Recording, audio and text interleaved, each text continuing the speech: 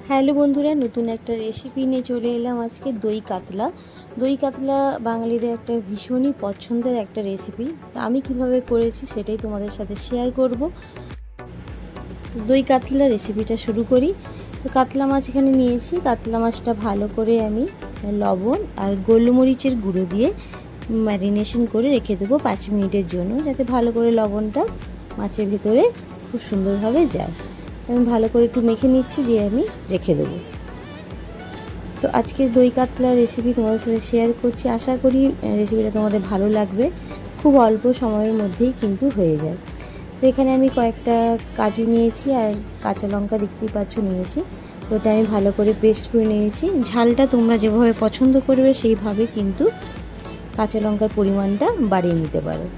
তো পেস্টটা আমার রেডি হলো। এদিকে আমি তেলটা ভালো করে গরম করে নিয়েছি। এরপর আমি মাছটা ভালো করে ভেজে নেব মিডিয়াম ফ্লেমে। তো মাছটা খুব সাবধানেই ভাজতে হবে যাতে ভেঙে না যায়। তো আমার সামান্য পরিমাণে কিন্তু মাছটা একটু সাইডে ভেঙেই গিয়েছিল। তো সেই জন্য তোমরা মাছটা কিন্তু খুব সাবধানে ভাজবে। আর মাছটা কিন্তু আমি স্যালো ফ্রাই করব, বেশি ডিপ ফ্রাই করব না। দই কাতলাতে কিন্তু মাছটা হালকা ভাজলেই কিন্তু টেস্টটা ভালো আসে। তো এবার আমি ফোড়ন দিয়েছি এখানে তেজপাতা, গোটা গরম মশলা আর শুকনো লঙ্কা। দেওয়ার পর আমি এখানে পেঁয়াজটা দিয়েছি। পেঁয়াজটা ভালো করে কিন্তু নাড়াচাড়া করতে হবে একটু লবণ দিয়ে। আর পেঁয়াজটা লাল লাল করে ভাজা হওয়ার পরে আমি এখানে 1 চামচ রসুন আর আদা দিয়ে ভালো করে মিশিয়ে এবার গুঁড়ো মশলাগুলো অ্যাড করব। গুঁড়ো মশলা বলতে এখানে হলুদ আর লাল লঙ্কার গুঁড়ো দিয়েছি। তোমরা এখানে কিন্তু হলুদের গুঁড়োটা স্কিপ করতে পারো, একদম হোয়াইট রাখতে পারো। তো এখানে আমি সামান্য পরিমাণ দিয়েছি, দিয়ে একটু জল দিয়ে ভালো করে একটু মিশিয়ে নিলাম। এরপর এখানে আমি পেস্টটা অ্যাড করলাম, কাজুর পেস্টটা দিয়ে আবার পরিমাণ মতো জল দিলাম, কারণ নিচে লেগে যেতে পারে।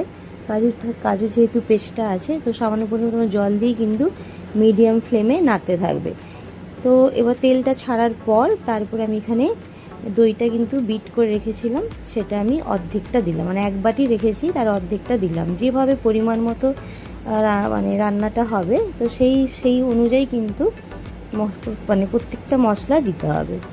তো এরপর আমি এখানে সামান্য লবণের গুঁড়ো আর দিচ্ছি এখানে আমি চিনিটা দিচ্ছি, কারণ মিষ্টি এখানে দিতেই হবে, কারণ দইটা আছে। তো ব্যালেন্সটা সম্পূর্ণ কিন্তু ঠিক রাখতে হবে। তো এখানে সেই পরিমাণ মতো আমি এখানে দিলাম, লাগলে হয়তো আমি পরে দেব। তো দেখতেই পাচ্ছ তেল কিন্তু মশলা থেকে ছেড়ে গেছে আর কালারটাও ভালো এসেছে। তো মিডিয়াম ফ্লেমে রেখে কিন্তু মশলাটা কষতে হবে, যাতে তেল ভালো করে কিন্তু ছেড়ে আসে। এই ভালো করে মশলাটা কষিয়ে নেওয়ার পর আমি পরিমাণ মতো জল দিচ্ছি। দই কাতলাতে কিন্তু বেশি ঝোল এই টাইপের হয় না, মাখো মাখো টাইপের হয়। তো সেই পরিমাণ মতোই আমি জলটা দিয়েছি।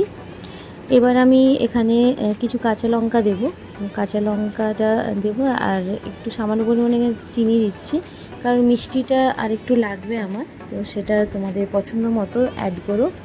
আর কাঁচা লঙ্কাটা দিলাম এতে ফ্লেভারটা ভালো আসে। আর এখানে শাহি গরম মশলা একটু অ্যাড করলাম।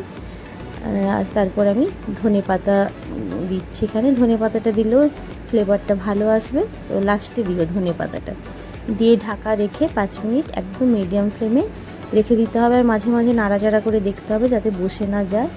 তো আজকে আমার দই কাতলা রেসিপি কেমন লাগলো অবশ্যই কিন্তু আমাকে কমেন্ট বক্সে জানিও। আর ভালো লাগলে অবশ্যই আমার চ্যানেলটাকে শেয়ার করো, সাবস্ক্রাইব করো, কমেন্ট করতে ভুলবে না। আবার একটা নতুন রেসিপি নিয়ে চলে আসবো তোমাদের কাছে। বন্ধুরা ভালো থাকবেন, সুস্থ থাকবেন। আর দই কাতলা কিন্তু অবশ্যই বাড়িতে বানিয়ে এভাবে ট্রাই করবেন, আশা করি ভালো লাগবে।